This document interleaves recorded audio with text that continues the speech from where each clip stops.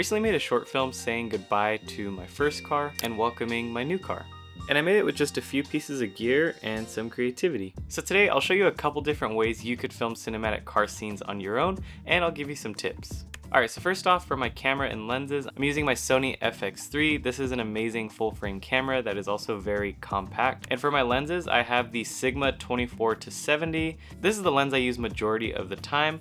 And I also have my Tamron 17-28 for a couple shots where I might need a lighter setup and an ultra wide focal length. If your camera has autofocus and a good Bluetooth app, that's going to be ideal. It's not necessary, however it does make filming solo a lot easier. I'm using the SmallRig Hawk Lock half cage. I really like this cage. It's lightweight because it's only a half cage, and if your tripod has a Swiss release plate, you can just slide your camera directly on without needing to mount a base plate. Now for my tripod, I'm using the Ulanzi travel tripod. I really like the Ulanzi travel tripod because it's compact and lightweight, and you can also adjust the legs into various different angles, which helps a ton for setting it up in tight spots like your car.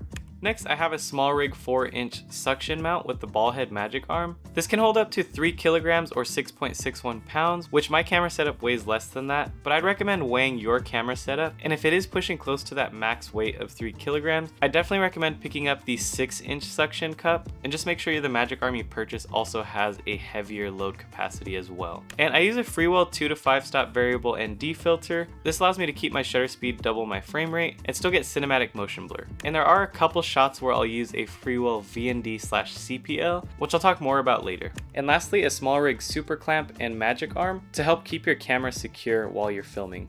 All the gear will be linked in my description, and purchasing through those links is a great way to help support my channel because it helps me earn a commission. Option 1 for getting cinematic car shots is going to be a simple tripod setup. You can get establishing shots outside of your car, and you can set up your tripod inside or outside of your car to get some interior shots and really show the details and the character of your car.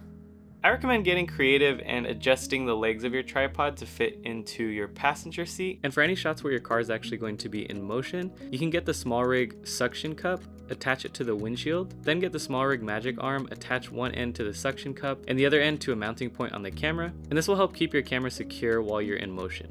And you can get some cool side profile shots and film details of the steering wheel or your car, or film the driver and the view from their window. Or you can place the tripod in the back seat of your car and get this sort of a POV shot of what your driver is seeing. And to keep my camera secure in the back seat, I got the SmallRig super clamp and magic arm, attach one end to my camera, and use the other end with the super clamp to attach to my headrest. Again, this is just to help keep your camera secure and safe while you're filming.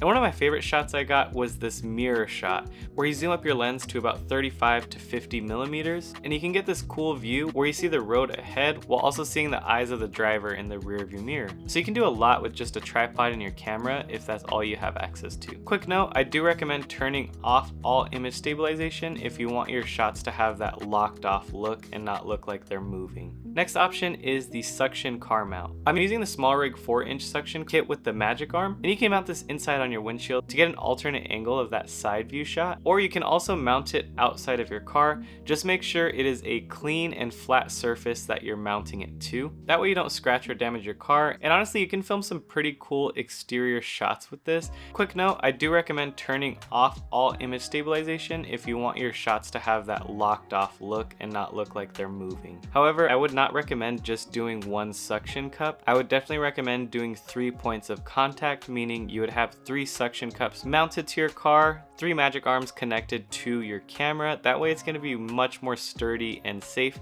However, at the time of filming, I did only have 1 suction cup, so I just had to make it work. But I definitely recommend erring more on the safe side just to lower the risk of damaging your camera. But overall, I will say a suction cup mount does give you a larger variety of creative shots that you can get. Tip number 1 is to film in the early morning or late afternoon. At these times, the sun is often setting or rising, so it's at a better angle and it gives you better lighting to work with, and overall it looks more cinematic in my opinion. I was only filming in the morning or late afternoon, so I would definitely recommend that. Tip number 2 is to showcase the character of your car. Get those details that make it yours or that make it stand out. You want to think of your car like a character in your story, and the best way to convey that is to show the character. Tip number 3, if you are filming any shots through your windshield, you might need a CPL filter, which helps adjust the glare and reflections. That way you can actually see the subject behind your window. I'd recommend the Freewell VND/CPL filter, which just will allow you to adjust your exposure and your reflections. Tip 4, for shooting exterior shots of your car, I'd recommend zooming in to about 40 to 50 millimeters. Because if you shoot at wider focal lengths like 24 millimeters for example, it can cause distortion and your car will look more round than it actually is. Alright everyone, so that's how I shoot my cinematic car scenes. If you do have any questions on how I shoot, or if you want to share some of your methods, be sure to let me know in the comments down below. And I just want to say a huge thank you for watching. I'll see you in the next one. Peace.